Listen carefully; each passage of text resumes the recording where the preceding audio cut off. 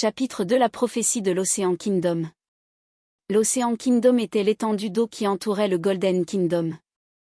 Elle en était la source nutritionnelle et spirituelle unique et contrairement à une mer classique, elle n'était pas salée.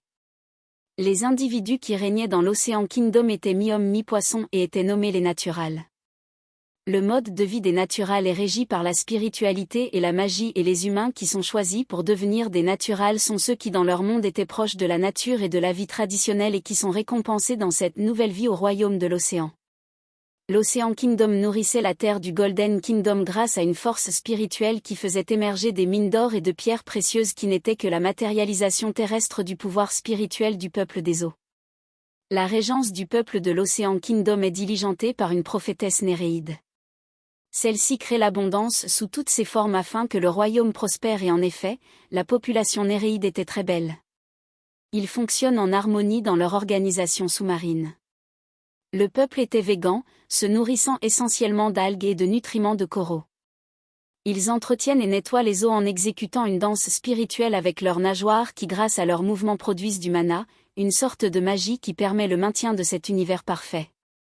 Cependant, le peuple de l'eau était aussi en souffrance car s'il y avait beaucoup plus de natural mâles que de femelles, ce qui avait mené à une situation où les naïades devaient avoir plusieurs partenaires pour copuler, la copulation étant importante pour fertiliser les terres du Golden Kingdom et préserver l'harmonie.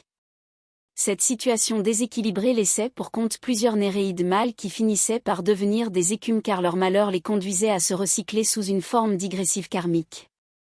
La prophétesse avait pourtant prédit l'arrivée future d'une humaine qui serait la solution à tous les problèmes des deux royaumes réunis. Elle avait dévoilé sa prémonition au roi Nord en lui disant que cette humaine serait l'impératrice de l'Océan Kingdom mais aussi la déesse du Golden Kingdom et qu'elle apporterait la résolution, sans pour autant lui en dire plus.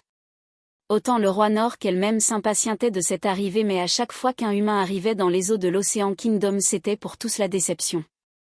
Actuellement, il y avait 5 mâles néréides qui avaient urgemment besoin d'une compagne et à qui il ne restait que peu de temps avant de se transformer en écume car contrairement au matériel, les naturals s'ils n'ont pas de partenaires amoureux au bout d'un certain temps finissent par se réincarner en matière vivante de la nature. La survie des êtres aquatiques devenait un problème urgent et l'inquiétude augmentait de plus en plus.